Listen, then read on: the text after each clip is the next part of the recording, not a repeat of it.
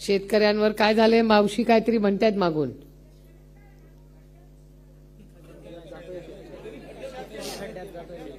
काय म्हणतायत ताई?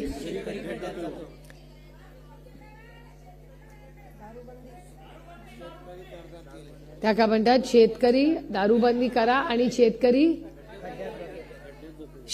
खड्ड्यात जातोय. तुम्ही कसलं पीक घेता ताई? कपाशी आणि सोयाबीन. भाव मिळाला का? भाव नाही मिळाला.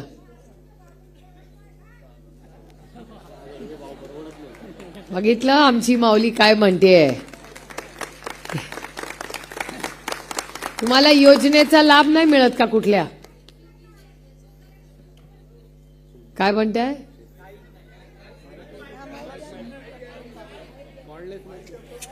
जोरात ताई, आमची माऊली जोरात बोलते तिकडून. माझं म्हणणं काय ताई, शेतकरी खड्ड्यात जातोय ऐकलं का? आणि 1 नंबर 2 वाला वरे जातोय. तर शेतकऱ्यानं काय करावं? दारूबंदी करा. बस बायांच्या काय रे हालायची, ऐका का? बायांच्या काय रे हालायची. आणि दारूबंदी करा, शेतकऱ्याला मदत करा. हे शेल टॅक्स जर आहे ना तर हे शेतकऱ्यावरच काढता येते. मला सांगा तुम्ही कसलं पीक घेता? कपाशी आणि सोयाबीन. कपाशी आणि सोयाबीन. आता किती भाव मिळतो? आता यंदा 6,000च बिलला. त्याचा सुन्ना बोबडा आहे. काय म्हणताय मला समजा. शेतकरी सरा शून्यात जातोय मतलब. एक मिनिट तुम्ही काय बोलता? हा काय 6,000 रुपये भाव मिळाला. हा आणि त्याच्यात काही परवडत नाही. नाही शून्य म्हणजे काय? जेवढं लावला तो तेवढं निघाला. अच्छा म्हणजे तोट्यात जातोय शेतकरी. काहीच फायदा नाही शेतकऱ्याचा.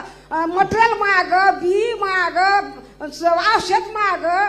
आणि शेतकऱ्याला काहीच नाही. त्याला रोज भाजी काम करा तरी पोट भरत काय करवा शेतकऱ्याने? मंत्री लोक काही सर्व निधी देतात आणि माया बाग पडी गेला देवाच्या पाण्यानं. 3 लाखाचं नुकसान झालं तरी आमच्या देवकर आपली वावरात आणला तरी आमच्या देवकर आपण काहीच दिलं नाही.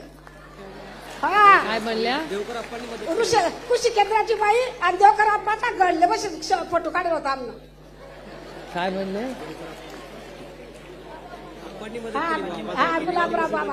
पाहिजे. मला सांगा मावशी, तुम्हाला किती भाव पाहिजे सोयाबीनला?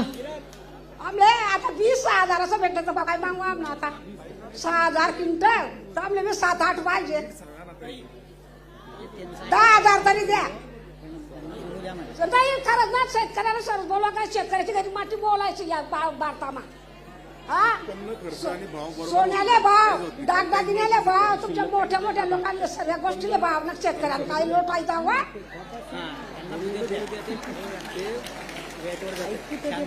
मी येते बोलले दारूबंदी करा.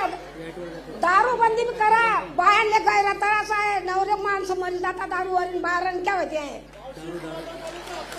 आवडाडू मुलं टाकी जातात. दारूच्या चोख माणसं मरी जातात. बाहेर रानवून होत्या. काय करतील त्या बाया? 1500 रुपयानं 5,000 वर का पोटो भरता? बरं आता मला कोणीतरी समजून सांगा की ताई काय काय बोलत. शांतपणे थांबा मावशी. 1 मिनिट. हा सांगा. ताई साहेब, आजींचं असं म्हणणं आहे की शेतकऱ्याला शेती परवडत नाही. तो जितकं त्याच्यामध्ये टाकतो तेवढंही निघत नाही. म्हणजे तो तोट्यात जातोय, पूर्ण खड्ड्यात जातोय. शेतमालाला भाव मिळत नाही.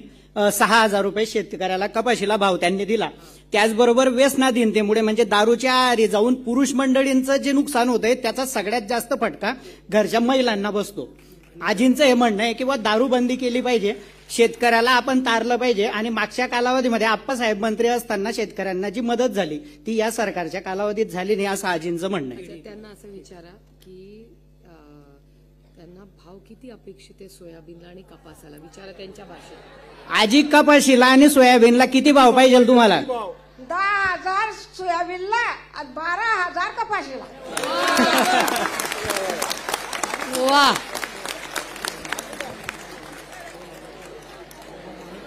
क्या मजा आ गया.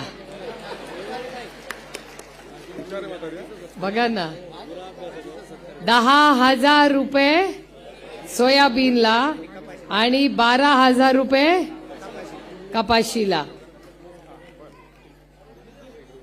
आणि दारूबंदी झाली पाहिजे. सगळ्यांना कपाशीचा आणि ह्याचा भाव मान्य आहे का?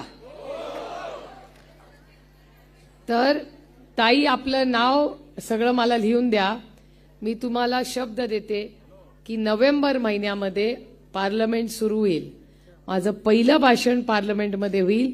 ते तुमचं नाव घेऊन केंद्र सरकारकडून मी तुम्हाला पैसे मागवायचं काम करेन आणि त्याचा पूर्ण पाठपुरावा मी करेन.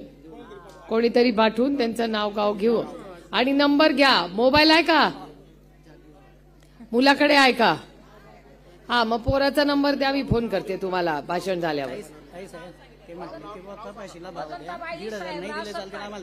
असं म्हणाल्या. सांगा ते.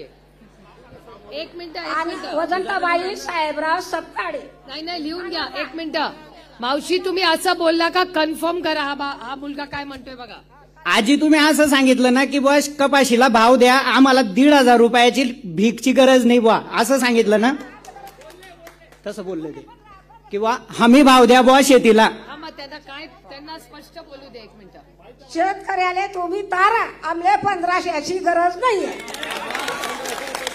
शेतकऱ्याला हमी भाव द्या, त्यांना 1500ची गरज नाही, असं त्यांचं म्हणणं आहे. 1500 काय विधान? देवकर आप्पा, या राज्यातली महिला किती स्वाभिमानी आहे ह्याचं जिवंत उदाहरण आमची ही महिला आहे. पत्रकारांनो तुम्ही पण नोट करा की या राज्यातली महामाऊली तुला नतमस्तक होते बाई तुझ्या समोर. जर प्रत्येक जण तुझ्यासारखा स्वाभिमानी निघाला आणि सरकारने जर व्यवस्थित हमी भाव दिला तर तुम्ही हा पैसे नकोय ते म्हणतायत. खरंच बाबा रामकृष्ण हरी.